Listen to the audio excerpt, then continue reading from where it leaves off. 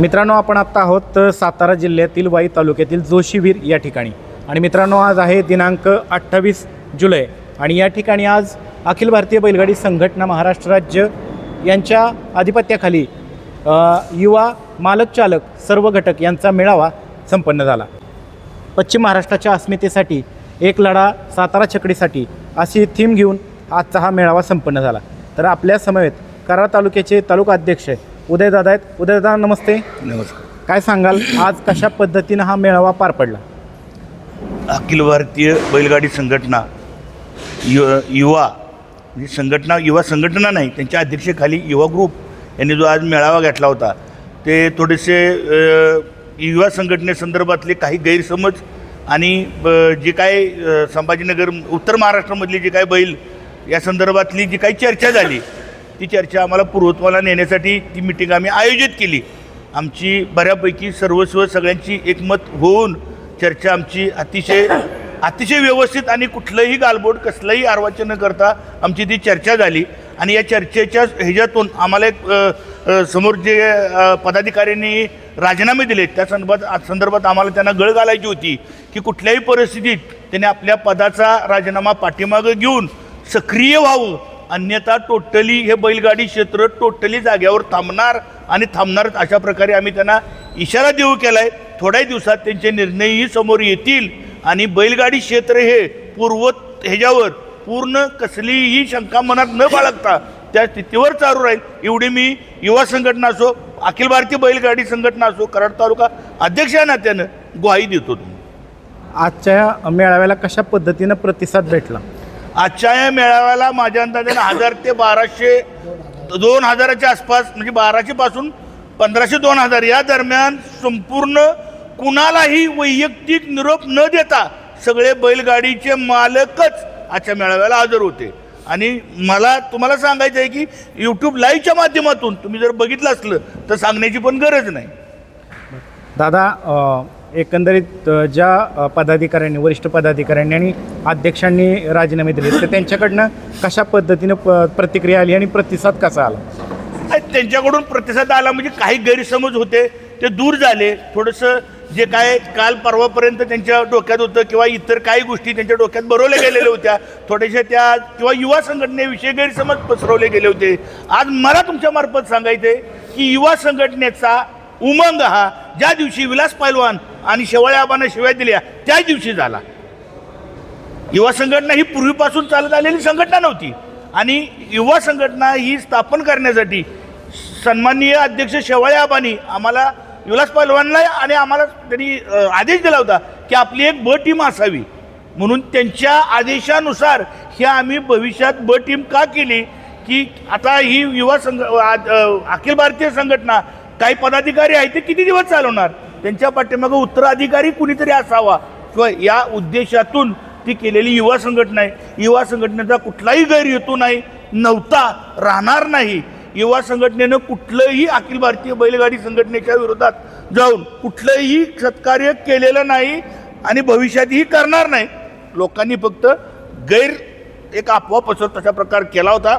संपूर्ण आम्ही ते सांगून टोटली जाग्यावर आणले. आजच्या मिटिंगीतून माझ्या हिशोबानं प्रत्येकाने बोध घेतला असेल, नसेल तर घ्यावा की युवा संघटनेच्या बाबतीतली जी काय भाषणं झाली, काही ठराव झाले, काही ठरवलं गेलं ते कितपर्यंत योग्य ना अयोग्य आहे. अजून काय संदेश द्याल तुम्ही बैलगाडी मालकांना? नाही, बैलगाडी मालकाला सल्ले काय, तालुकावार आता ठरवलेलंच आहे की बाबा ज्याचे त्यांना तालुकावार ठरवायचं आहे. काही ज्या प्रॉब्लेम्स आहेत प्रत्येकाचे, काय अडचणी आहेत त्या ज्याचे त्यांना तालुक्यावर मिटिंग घेऊन त्या ठरवायचं आहेत. कुणाला येऊन द्यायचं, कुणाला येऊन द्यायचं नाही, हे सर्वस्व तालुक्याच्या अध्यक्षांनी ठरवलेलं आहे, त्यांचे ते ठरवतील. धन्यवाद दादा. मित्रांनो, आपल्या समवेत पुणे जिल्ह्यातील प्रसिद्ध बैलगाडी मालक अमोलदादा गायकवाड आहेत. दादा, नमस्ते. नमस्कार. काय सांगाल, एकंदरीत आजच्या मेळाव्याच्या विषयी कशा पद्धतीनं हा मेळावा संपन्न झाला आणि याच्यामध्ये काय काय चर्चा करण्यात आली? आज खऱ्या अर्थानं हा मेळाव्याचं कारण एकच होतं की युवा संघटना हा मुद्दा थोडा काही लोकांनी, आबा असतील आणि दत्ताभाऊ असेल, बऱ्याच लोकांपर्यंत पोचवला की युवा म्हणजे काय, युवा कशाला हवी. युवाचा अर्थ असा होता की ज्या वेळेस नाशिकमध्ये जो गैरप्रकार झाला त्यावेळेस तिथल्या काही युवकांनी म्हणजे गलिच्छ भाषेत आबा असतील विलास पैलवान असतील यांच्यावर भाष्य केलं गेलं होतं. त्या अनुषंगाने की आपल्यातली सक्षमीकरण जर पोरांना आपण बळ नाही दिलं किंवा जर काही प्रमाणात युवा आपल्या मागं नसतील तर कदाचित इथं येऊन बी चुकीचे अनुचित प्रकार घडणार नाहीत. पण आपली पोरं कायम सोबत असावी ह्या हेतूने आणि विलास पैलवानच्या म्हणजे आता त्या बऱ्याच चुका आहेत ह्याच्यातल्या काहींच्या, तर त्या काय आहेत तर मी सांगू शकत नाही. त्यामुळे ज्या आपण जी वरिष्ठांची बॉडी स्थापन केली ती त्या अनुषंगाने काही विषय होते. परत आबासारख्या माणसाला अनेक तिकडल्या पण मंत्र्यांचे किंवा अजून तिकडल्या काही लोकांचे फोन आले, त्याच्यामुळं त्यांचा जो राजीनामा झाला तो तर अत्यंत म्हणजे ते दुर्दैवीच झालेलं आहे आपल्यासाठी. त्यामुळं मला उदयदादा विलास पैलवान काय म्हणले का आपण सगळे एकत्र बसू, सगळे घटक बोलू आणि त्याच्यातून काहीतरी आपण थांबायचं. म्हणजे अध्यक्षाचा तो राजीनामा झाले नाही वरिष्ठांचे, त्याच्यामुळं खऱ्या अर्थाने ही मीटिंग आहे म्हणजे खऱ्या अर्थाने की हे व्हावं नाही आणि हे झाल्यावर काय होईल त्याचं विश्लेषण करून बऱ्याच माझ्या आधी वक्ते आहेत मोठे मोठे दादा बोलले, पैलवान बोलले, म्हणजे बरेच जण बोलले, त्यांनी सगळ्यांनी सांगितलं आणि बंदी वगैरे हा विषय त्याच्यातला वगळून टाका. आता आम्ही एकच मगाशी बी सांगितलं आहे, आता बी सांगतो की येणाऱ्या काळात खरेदी विक्री करीत असताना आपला जवळचा प्रतिनिधी जाऊन तिथं खरेदी विक्री कुठून पार बाहेरच्या देशातून बैल आणा ती एक व्हावी, तर ती सक्षमीकरण असावं आणि ते प्रूफ जर सिद्ध करायला लागलं तर यावं असं सगळ्यांना या निमित्ताने मी सांगतो. आणि जी संघटना आहे ही संघटना बी नसेल तर वरिष्ठांना बी शोभा नाही आणि वरिष्ठ नसल्यावर तर आम्हाला किंमतच नाही, एवढंच सांगतो मी या निमित्ताने. मित्रांनो, आपल्या समवेत युवकचे प्रसिद्ध बैलगाडी मालक आणि युवकचे सदस्य गोट्या पैलवान माऊलीकर आहेत. दादा नमस्ते. नमस्ते. काय सांगाल एकंदरीत कशा पद्धतीने आजचा मेळावा झाला, मेळाव्यामध्ये काय चर्चा झाली आणि काय यातनं काय संपन्न होणार आहे भविष्यामध्ये? मेळावा ह्यासाठी घेतलेला आम्ही की आबा, दत्ताभाऊ, अंदाप्पा आमचे युवाचा आधारस्तंभ पैलवान आणि उदयदादा थांबलेले आहेत. उद्देश एकच, त्यांनी लवकरात लवकर निर्णय मागं घ्यावा आणि त्यांनी हा या पदावर आपापलं यावे. आणि दुसरी गोष्ट, युवा युवा युवा असं चाललं आहे ना सगळ्यांचं. युवा ही बैलगाडी चर्चासत्र 1000+ झाल्यात, तर त्यांना दुसरीकडे वाव नाही म्हणून आम्ही युवा काढून त्यात आमची युवा संघटना स्थापन केली. युवा संघटना नाही, युवा ग्रुप आहे की बाबा बैलांचा ग्रुप असतो, दादांचा तेजाचा ग्रुप आहे, पैलवानांचा सरपंचाचा ग्रुप आहे, असा हा ग्रुप आहे आणि आम्ही तो स्थापन केला. आणि काही बाकीच्यांनी त्यांना काय वाटतं त्यांनी नुसती संघटना आहे ती संघटना चालती, असं आमची काही संघटना बिंघटना नाही, आमचा हा ग्रुप आहे. आणि राहिली दुसरी गोष्ट, पश्चिम महाराष्ट्र, उत्तर महाराष्ट्राचे आमचे दोस्त आहेत राव, तिकडं आमचे बी दोस्त आहेत सगळे, तिथं बी आमचे दोस्त आहेत, तिथं बी आमचे दोस्त आहेत.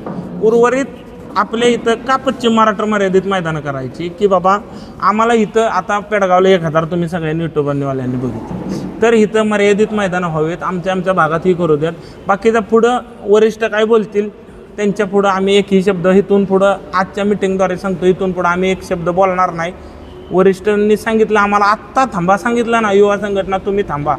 आबांनी फक्त एक शब्द बोलावा बाईटद्वारे की युवा संघटना चुकीचं बघते, आम्ही थांबायला तयार आहे, बाकी बस. मित्रांनो, आपल्या समवेत अखिल भारतीय बैलगाडी संघटनेचे सचिव जागतिक विजेता पैलवान विलासदादा देशमुख आहेत. दादा नमस्ते. नमस्कार. काय सांगाल, आज जोशीवीर या ठिकाणी भव्यदिव्य असा बैलगाडी चालक मालकांचा मेळावा संपन्न झाला. मेळावा घेण्यामागचा उद्देश काय होता आणि मेळाव्यामध्ये काय चर्चा झाली आणि कशा पद्धतीने आयोजन नियोजन करण्यात आलं आणि अंतिम निर्णय काय ठरला?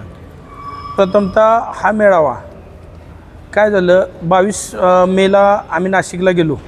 नाशिकला काही लोकांनी आमच्या निर्णयाला मान्य केलं नाही, माझ्या नाबांच्या, आणि तिथं निर्णय देत असताना ठीक आहे माझा निर्णय मान्य केला नाही, मी म्हटलं आबा तुम्ही निर्णय द्या, तुम्ही व्हिडिओ बघितल्यानंतर आबांनी सांगितलं ह्या गाड्यांचा सामना आहे 2 गाड्यांचा. ज्यावेळी आबांचा निर्णय मान्य केला नाही आणि खालून आबांच्याबद्दल चुकीचे शब्द वापरायला लागले, त्यावेळी माईक मी हातात घेतला. म्हणलं ज्या माणसाने ही बैलगाडी शर्यत पुढाकारानं सुरू केली त्या माणसाविषयी जर तुम्ही बोलत असाल तर हे खपवून घेतलं जाणार नाही. शेवट पश्चिम महाराष्ट्राच्या अस्मितेवर जर प्रश्न उठत असेल तर मग आम्हालाही दाखवून द्यायला लागेल की आम्ही काय. आणि त्या अनुषंगाने इथला युवा वर्ग पेटून उठला. बरं, ही लाईव्हला दिसत नव्हतं, लाईव्ह थोडं अडकत असल्यामुळे दिसत नव्हतं. 2 दिवसानंतर तिथल्याच काही लोकांनी आमच्याविषयी चुकीचे गैरसमज पसरवण्यासाठीच्या व्हिडिओ क्लिप व्हायरल केल्या इन्स्टाला.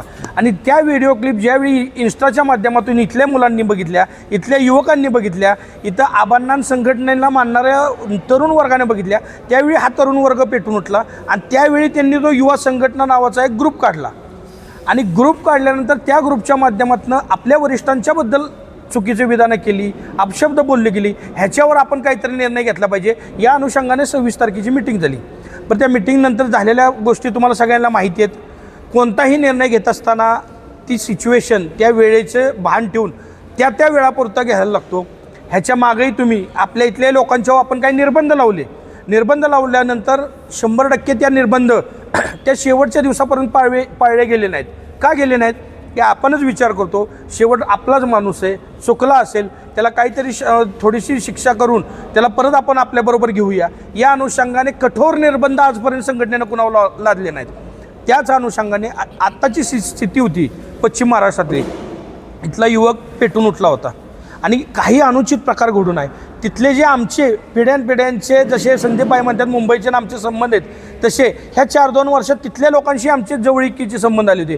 मग नाशिक असेल, चाळीसगाव असेल, बीड असेल, संभाजीनगर असेल, जालना असेल, तिथले अनेक लोक आहेत की त्यांच्याशी आमचे चांगले मैत्रीचे संबंध झाले होते. मग हे संबंध तोडायचे का?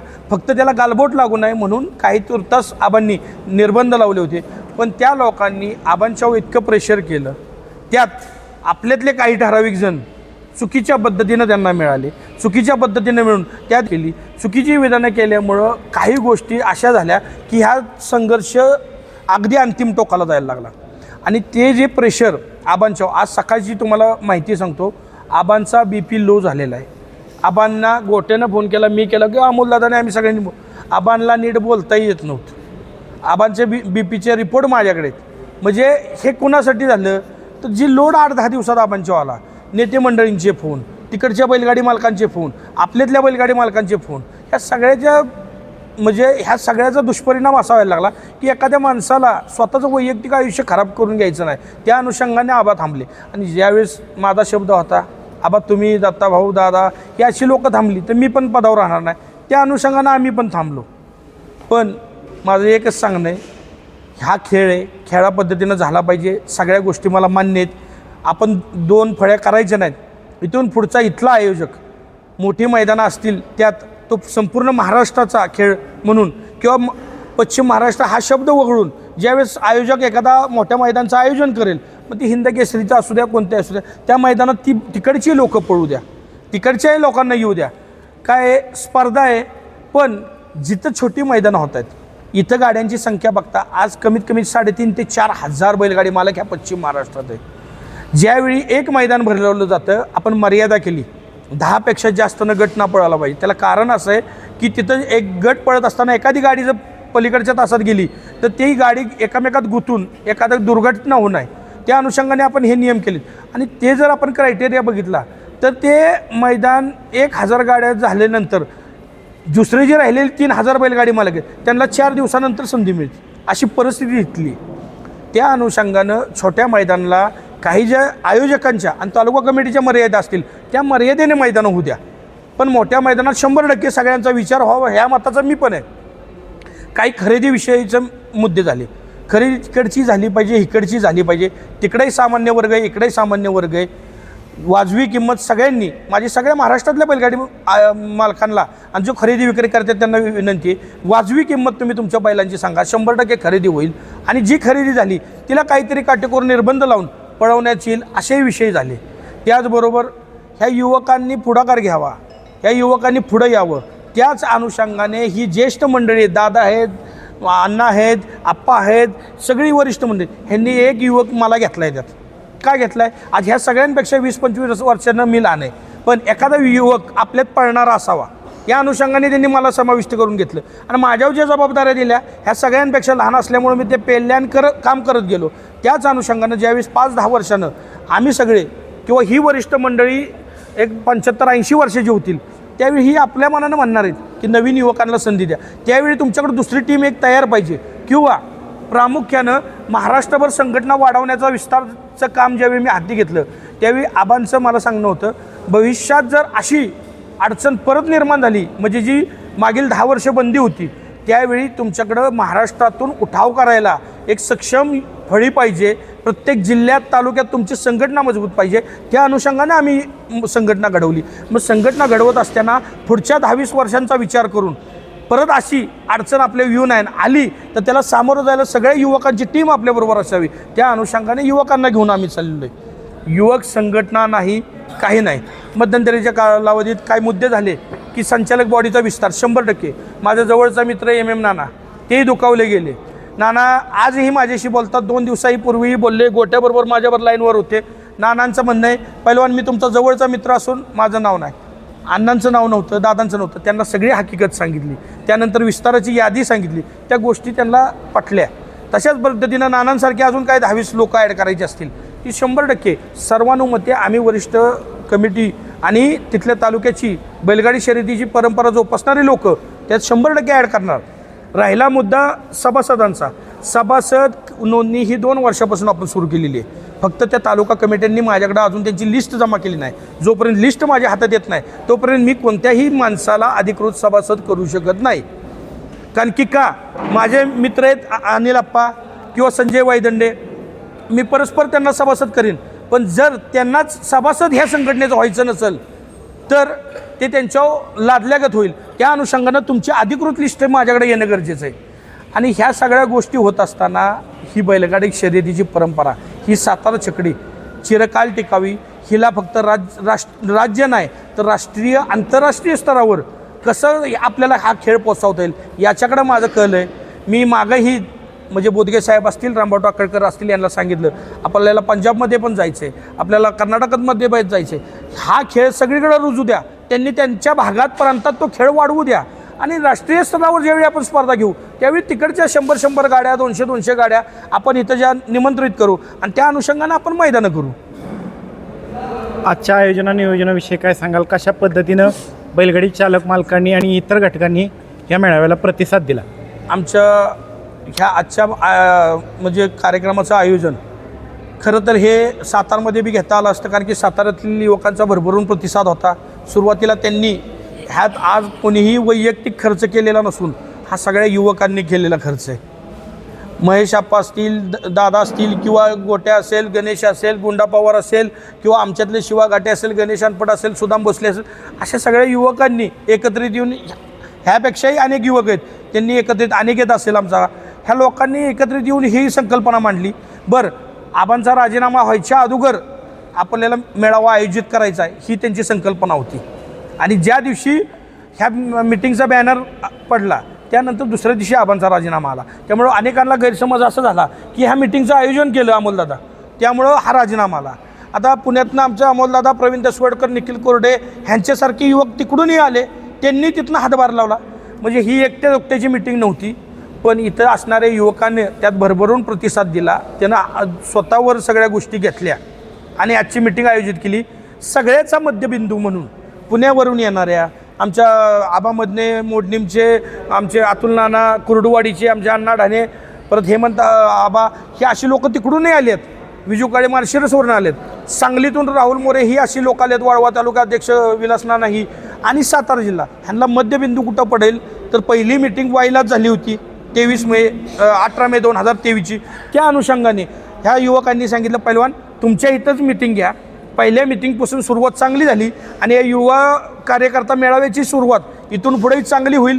संघटनेच्या विचारधारेला धरून, संघटनेच्या नियमांना अधीन राहून आणि संघटनेच्या वरिष्ठांच्या सगळ्या मार्गदर्शनाखालीच जे काय होईल ते होईल असं पडखत ज्यावेळेस त्यांनी माझ्यापाशी मत मांडलं त्यावेळी मी आमच्या तालुका कमिटीला गणेश, शिवा, अजित जगताप किंवा आमचा महेश भोसले, काका कदम, आमचा अक्षय असेल, शुभम असेल आमचा, ह्या सगळ्यांना मी सांगितलं, गणेश वाघ वगैरे, भैया असेल, जोशीवीरचा प्रशांत असेल, ह्या सगळ्यांना सांगितलं आपल्याला मीटिंगचं आयोजन करायचं आहे. एक यशस्वी मीटिंग कशी असती ती संपन्न करून दाखवायची आणि खरोखरच प्रामाणिकपणे केलेलं काम. आजही मला रामभाऊ टाकळकरांचा शब्द आठवतो, तुम्ही जर ह्या नंदीची निस्वार्थीपणे आणि प्रामाणिक सेवा केली तुम्हाला फळ हे 100%च मिळणार.